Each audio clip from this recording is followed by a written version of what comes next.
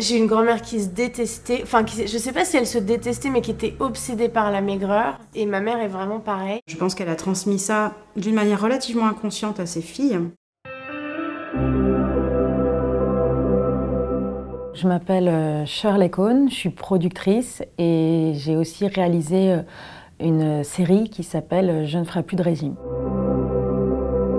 Pendant le confinement, il y avait beaucoup d'articles de presse sur, à la fin du confinement notamment, sur comment perdre les kilos pris pendant le confinement. Et je trouvais ça fou que malgré les morts qu'il y avait eu et cette crise sanitaire dans laquelle on avait été plongé, le sujet revienne encore du poids, que même dans une situation aussi dramatique que ça, le poids soit encore au cœur du débat, et notamment, enfin je précise, hein, c'est le poids des femmes.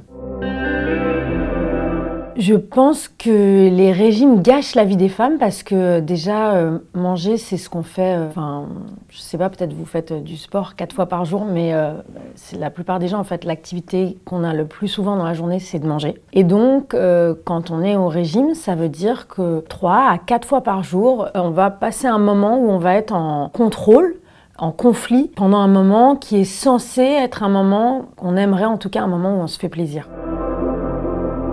Adolescente, je ne sais plus à quel moment, mais on m'a fait sentir que j'étais trop ronde et qu'il fallait perdre du poids, qu'en fait que je rentrais pas dans la norme. Et donc j'ai fait des régimes, j'ai passé beaucoup de temps, beaucoup d'énergie et ça a créé des complexes.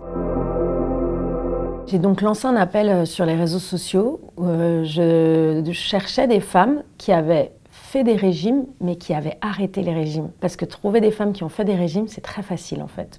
C'est quasiment la totalité des femmes. J'ai appris énormément de choses avec elles. Enfin, déjà, on a eu un échange, comme on a, vous et moi, et au fil de cet échange, je leur ai posé des questions, et après seulement, en fonction de ce qu'elles ont dit, ont émergé des thèmes. Mais je ne suis pas venue avec cette idée-là en amont. C'est en fait, j'ai trouvé ce qu'il y avait de commun en fait à leur parcours, notamment la responsabilité des parents. Mais je voulais aussi cet espoir que me donnaient ces femmes-là, c'est qu'après un long combat, elles avaient dépassé ça et que en fait elles s'étaient quand même réconciliées avec elles-mêmes, en tout cas qu'elles avaient surmonté ces épreuves. Ça n'a pas été facile pour elles, mais que c'était possible et que du coup, je me disais que cette parole-là, elle pourrait soit en pointant les conséquences des régimes, peut-être mettre en garde des jeunes filles ou des femmes d'aujourd'hui sur les effets des régimes.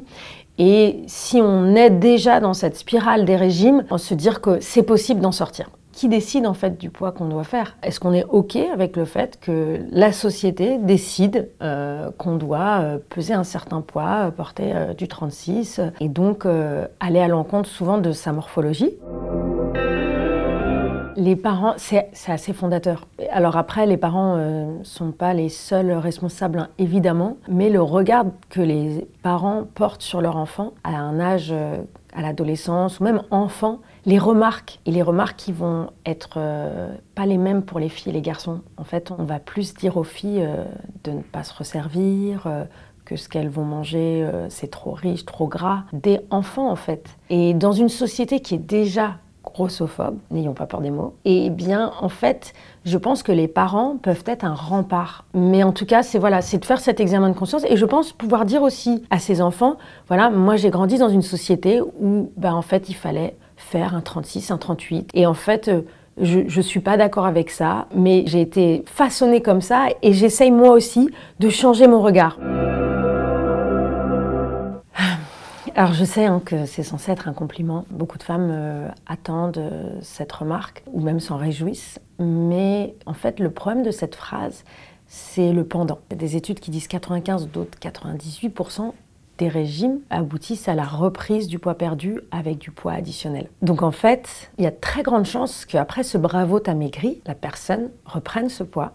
Et en fait, à ce moment-là, on lui dit quoi ? Surtout, il faut avoir en tête qu'un régime, c'est de la privation. Parfois, c'est des troubles du comportement alimentaire. Et donc, peut-être que pour perdre ce poids, la personne qu'on a en face de nous, elle s'est peut-être fait vomir, elle a peut-être fait de l'anorexie. En tout cas, elle a peut-être même été malade. C'est peut-être même pas lié à un trouble du comportement alimentaire. Et donc, d'arrêter de voir la perte de poids, la minceur, comme le triomphe absolu.